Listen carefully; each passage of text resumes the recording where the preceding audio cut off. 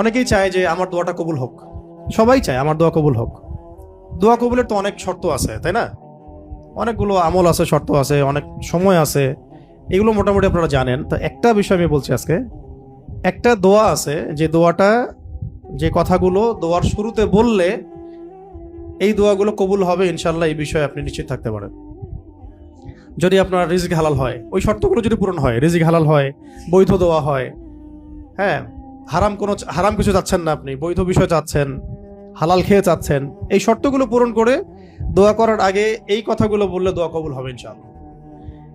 আমি তো আর বলতে পারবো না 100% কবুল হবে, এটা তো আমার পক্ষে বলা সম্ভব না, কিন্তু সবচেয়ে শক্তিশালী যে ওসিলাগুলো দোয়া কবুল করানোর জন্য, সেটা এটা একটা।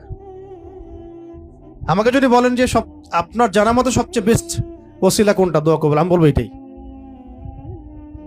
এটার সাথে আরো একটা আছে, ওটা আরেকদিন বলবো ইনশাআল্লাহ।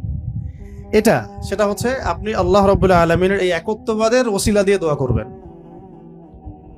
আল্লাহ পাকের এই তাওহীদের ওসিলা দিয়ে, একত্ববাদের ওসিলা দিয়ে দোয়া করবেন। এইভাবে বলা, পরে শুনে আপনারা মুখস্থ করে নিয়েন।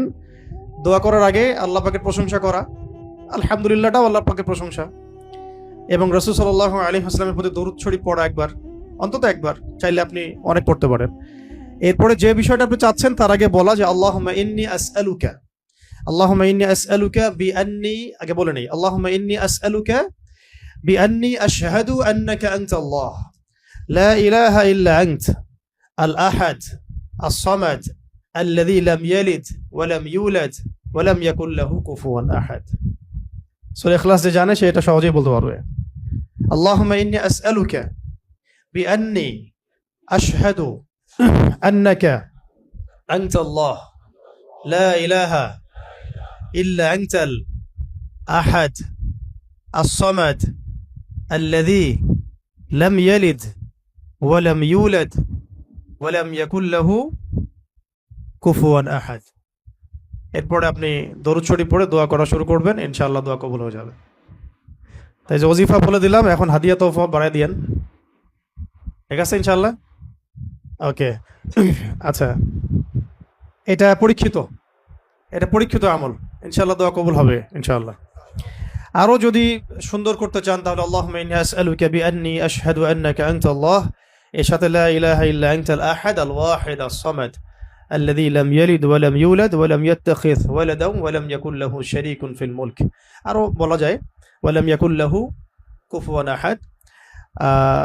আরেকটা আছে আল্লাহুম্মা ইন্নী আসআলুকা বিআন্নী আশহাদু আন্নাকা আনতাল্লাহ লা ইলাহা ইল্লা আনতাল হান্নান আল মান্নান বাদিউ আস-সামাওয়াতি ওয়াল আরদ ইয়া যাল জালালি ওয়াল ইকরাম ইয়া হাইয়্যু ইয়া কাইয়্যুম বিরহমাতিকা আস্তাগীথ। এইটা দিয়ে দোয়া করা যেতে পারে শুরুতে, ঠিক আছে? এগুলো আমল করবেন ইনশাআল্লাহ। প্রথমটা তো সহজ, ওইটা বললাম, আল্লাহুম্মা ইন্নী আসআলুকা। একা দোয়া করলে আল্লাহুম্মা ইন্নী আসআলুকা, একসাথে করলে আল্লাহুম্মা ইন্না নাসআলুকা। একা করলে আল্লাহুম্মা ইন্নী আসআলুকা, একসাথে করলে তখন আল্লাহুম্মা ইন্না নাসআলুকা বিআন্নী আশহাদু আন্নাকা আনতাল্লাহ লা ইলাহা ইল্লা আনতাল আহাদ আস-সামাদ আল্লাযী লাম ইয়ালিদ ওয়া লাম ইউলাদ ওয়া লাম ইয়াকুল লাহু কুফুয়ান আহাদ। এর অর্থ হচ্ছে, হে আল্লাহ, আমি এই ওসিলায় তোমার কাছে প্রার্থনা করছি, আর কি, এটা জেনে আমি তোমার কাছে প্রার্থনা করছি, এইটার দাবি দিয়ে আমি তোমার কাছে প্রার্থনা করছি যে তুমি এক, তুমি অমুখাপেক্ষী, তুমি কাউকে জন্ম দাও নাই, কারো কাছ থেকে তুমি জন্ম নেও নাই, তোমার সমতুল্য কিছু নাই। এইটার ওসিলা দিয়ে আল্লাহ আমি তোমার কাছে প্রার্থনা করতেছি। এর চেয়ে বড় ওসিলা হয়? তাওহীদের চেয়ে বড় ওসিলা হয় না। এরপরে আরেকদিন আরেকটা ইনশাআল্লাহ শেখাই দেবো।